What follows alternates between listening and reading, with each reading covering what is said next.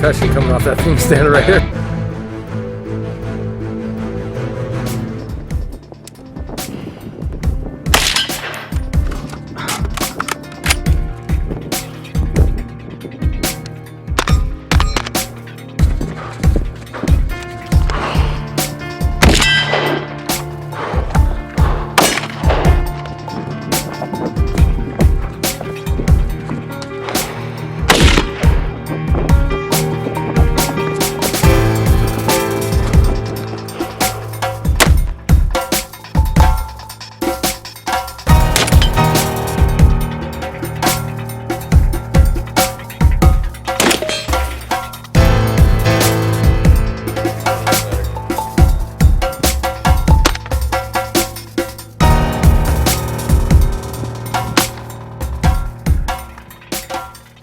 This crazy looking contraption right here is the OSS Suppressor. Operator Suppressor Systems, or OSS, states that the suppressor has some practically mythical capabilities. They tote that it virtually eliminates back pressure, so essentially no blowback or bolt speed increase. Also a reduced length with an over-the-barrel design, decreased mirage, better heat dispersion, long life, and easily serviced parts, only a half MOA point of impact shift, greatly reduced felt recoil, it's self-tightening, eliminates baffle strikes. It's even hearing safe indoors. I know, this sounds way too good to be true. They might as well claim that it turns your brass into gold and your bullets into platinum. But if even half of these claims pan out, this could be a serious winner. Well, you might be surprised what we found. Suppressor technology has been relatively stagnant for many years, like stuck in the mud stagnant. Yeah, it's moved a little bit. We've gone from primarily using wipes to baffles, but not much has truly changed since 1909, when Hiram Percy Maxim patented the first commercial suppressor, which he called a silencer, as a matter of fact, the Maxim silencer to be precise. Then came along OSS, a group of legit operators with bucket loads of military and design experience. They weren't satisfied with the current conditions of the suppressor market. The result was a nice, innovative little gem, this OSS Suppressor System. We're going to get into all those crazy claims in just a second, but first, let's look at how this puppy functions. One thing is for sure, there is no denying no suppressor is designed like this. It's a freakish specimen of engineering, almost confusing to look at until you understand it a little bit better. Let's break it down to the guts. Open it up, and here at the center is what they call the FHMB. Just a little warning, buckle up, because this suppressor is practically built on acronyms. The BPR, SRM, OTB, we'll get into all that. This, the FHMB, or Flash Hider Muzzle Brake, allows for the OTB, or the over-the-barrel design. Ironically, this ultra-advanced turbine-like design actually shares some similarities with the first suppressor, the original Maxim silencer. Maxim designed a suppressor with curved vanes that forced the gases to spin in vortices. They slowed and cooled the gas and actually decreased the pressure a little bit. The OSS also forces the gases to rotate around that circumference of the suppressor, only now it travels much farther. The gas starts from where it exits your muzzle. From there, it goes to the rear of the suppressor and then all the way back forward again and out the front of the suppressor. And again, all that time, it's rotating along those curved vanes and creating vortices in the can. The difference is OSS claims the gas is going to travel a full 40 inches before being released back to the front of the suppressor. That's some impressive space for the gas to slow and cool. It really does function like a jet engine in reverse. Some of the greatest engineers in the country have looked this thing over, and the design has been verified by rocket scientists, literally. But the unfamiliarity of this newfangled contraption is what I think the greatest obstacle OSS has to scale to make this thing mainstream. They're going against the fundamental design that suppressors have followed for over 115 years. It always amazes me how hard-headed people can become when faced with something different. I understand they want to believe what they have is the best and it shouldn't be questioned. They've probably invested a lot of emotion and time and hundreds of dollars into their suppressor after all. Well, I like to question things, so let's get into it. Could this thing possibly be better than your traditional suppressor? Also, what ways does it fall short? Alright, time to talk a little bit more about those claimed mystical properties bestowed upon the OSS suppressor. Now, for this particular rifle, my SCAR 17S, I had one primary concern while shopping a suppressor. That was, I am completely sick of eating crap. I'm talking about all that nasty blowback I get while shooting a semi-auto suppressed. All that excess pressure was borderline unbearable at times with the standard suppressor, especially with the more powerful cartridges like 308 and up, and I really wanted to mitigate this. The OSS can is supposed to reduce back pressure by 95%. That means that the gases going into the suppressor are only allowed to expand at a 5% reduction in speed. If this is true, the blowback should be all but gone. I tested it and I was blown away. Oh man, no gas in the face. I can't tell you how happy I am about that. Oh man, that's awesome. Now, once where there was a suffocating amount of gas and burnt particulates in my face when shooting suppress is now as pleasant as pie. If I wanted to shoot a fast string of shots suppressed, I didn't stand a chance. I was blind before I got through 5 rounds. But now with the OSS installed, the blowback is practically the same as it was before I installed anything on the muzzle. There's a couple other side effects of the lack of back pressure. For one, you no longer need an adjustable gas block. A lot of guys think a gas block solves all your suppressor problems, but I can testify, man, with most rifles, it doesn't matter what gas setting you have it on, you're still going to be facing some blowback. There's also going to be a substantial decrease in the wear on your internal parts, which is caused from that cyclical rate increasing. A less important side note, it also keeps your firearm clean. As you canned operators know, that blowback makes your internals filthy, and I really like not having to worry about gumming up my internals. All of that translates into improved reliability, the most important thing in my opinion, because that excess pressure and heat can do a real number on a lot of firearms.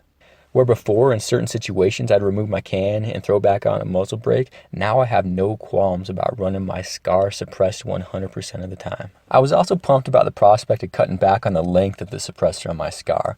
I already have a 20-inch barrel installed on this thing, and I'd really like to maintain some maneuverability, as I intended this to be an all-purpose rifle. Now, this first section of the OSS is called the BPR, specifically the BPR-1 OTB, or Back Pressure Regulator Over the Barrel, again acronyms. With just the BPR installed, it does reduce the sound signature for at least more pleasant shooting without increasing length at all. I mean 0 additional length, nothing beyond what a standard break or flash hider would add. Alright, we're going to go ahead and take the BPR without the SRM installed. Give it a couple shots, see how it sounds.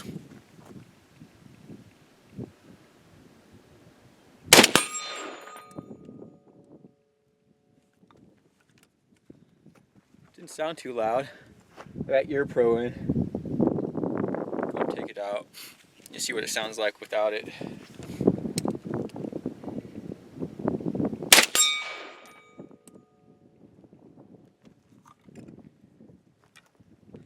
That's not half bad with just the BPR, at least outdoors like this.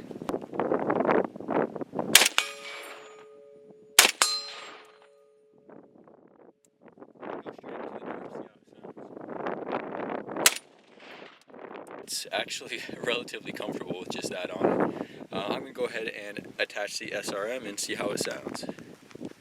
Now, if you really want to get this down to fully hearing safe levels, you're going to want to attach the SRM, or Signature Reduction Module, another acronym. This will add a few inches, but it is quiet, and the visual signature is reduced to a blip. I get no ringing in the ears whatsoever, and it sounds comfortable even in tight spaces. OSS claims that the BPR by itself on a 14.5-inch barrel shooting 5.56 will take your rifle from 164 down to 146 decibels. Now that's still a little bit more than what you would want to comfortably shoot without hearing protection. Although outdoors, it was fine to me honestly, maybe I'm just deaf. But with the SRM installed, it skips down to a hearing safe 138, well below that magic 140 decibels, that number that so many suppressor manufacturers strive for. Also, supposedly these figures are measured from the muzzle in an enclosed space. If that's true, it's even more impressive. All I know is it sounds great, and sometimes that's more important and says more than any numbers that the manufacturer can throw out. Like I said, I was fully impressed shooting without hearing with only the BPR installed. I'd have no problem in the field shooting with only that. You've probably noticed that the shape is a little funny. It's an octagon. This isn't just to make it look different or pretty. It has a practical function. If you've shot long range with a suppressor, you've probably experienced mirage at one time or another. OSS claims that the mirage effect you'll get with a standard suppressor is reduced by 60%. The way it works is by keeping the heat from rising to the highest tangent on the cylinder of the suppressor, Rather, it's dispersed over a flat surface at the top of the octagon. When shooting it so far, I haven't really noticed a mirage at all, so it just might work, although I haven't done a lot of shooting at long range yet. If it holds true, a suppressor wrap is going to be much less necessary, as a clear sight picture is more likely, and you're also not going to be giving away your position. They also claim that the can stays cooler in general, so it's a little bit less of a burn hazard. And it does seem to stay cooler, though it's definitely too hot for the touch after some real sustained fire. I mentioned with that front part, the SRM attached, the visual signature is practically eliminated. They rated the flash reduction to 3 lux. That should be almost imperceivable, even at night. I haven't been able to personally test that out at night yet, but from what I've seen, there's practically no visual signature besides the gas being released from the front. A nice bonus is all these parts are user replaceable without a tax stamp. That means that if you have the money and manage to burn over 10,000 rounds through your suppressor, you can replace the degradable parts for around 150 bucks. Theoretically, you could keep shooting this thing forever, as long as OSS is around, that is. I don't suspect they're going anywhere anytime soon. Either way, even without any replacements, this suppressor is probably going to outlast your barrel anyway. One thing that pleasantly surprised me is the felt recoil is nicely reduced. I'm used to shooting a PWS brake on this Scar if it's not suppressed, and that thing works wonders. But with every pull of the trigger, that thing is trying to blow out your eardrums. While the compensation may be a little bit better with the PWS brake, the OSS does a commendable job and makes this thing a very pleasant shooting 308. OSS claims that a baffle strike can't happen with the suppressor, and I can see how it would be all but impossible with just the BPR installed. It is almost entirely behind the muzzle after all. Then if you were to somehow strike the SRM, it's also serviceable without a tax stamp, and you'd only have to replace that part. Nothing ruins your outing like turning your $1,000 can into Swiss cheese. And it's really nice not to have to worry about that, especially when shooting a semi-auto.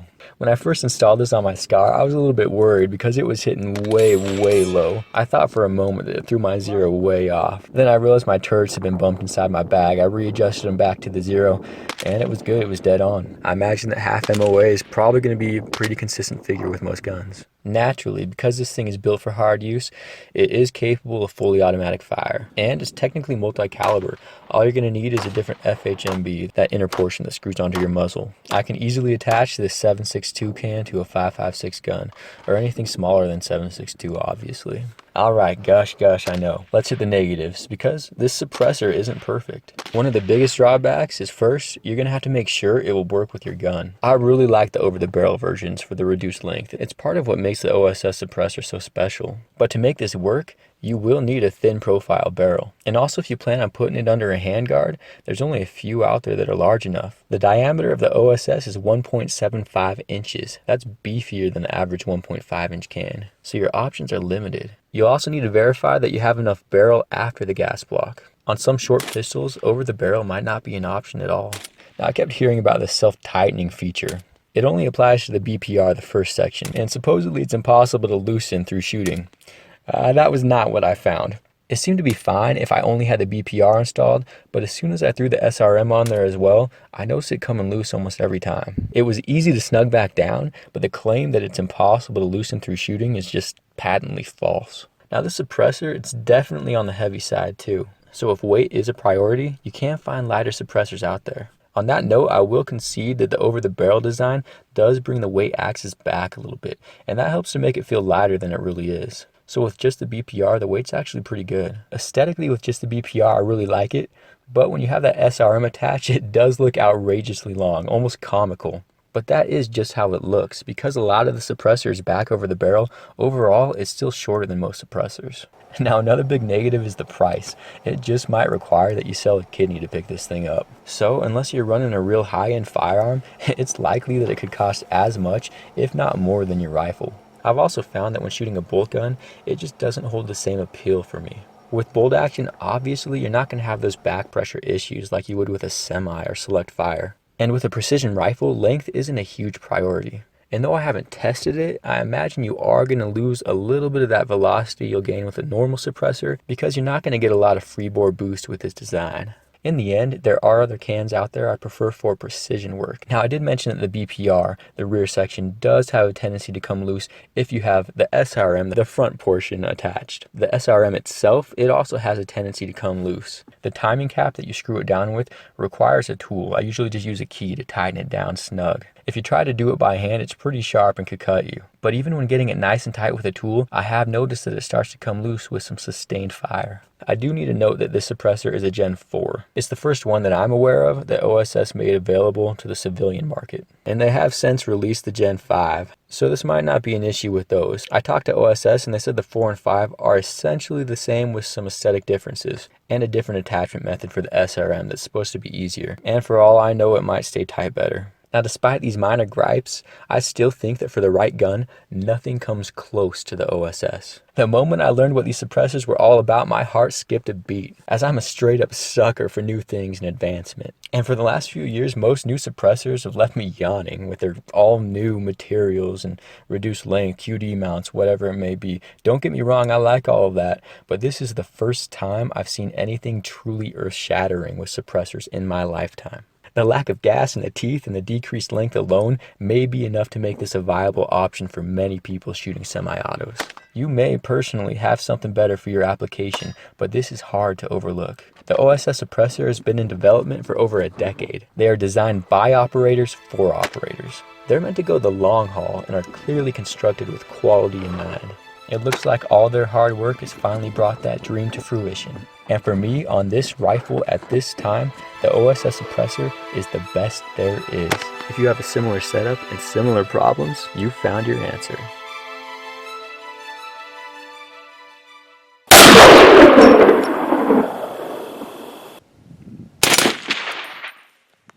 I'm loving this. I'm loving shooting and not choking on gas the entire time.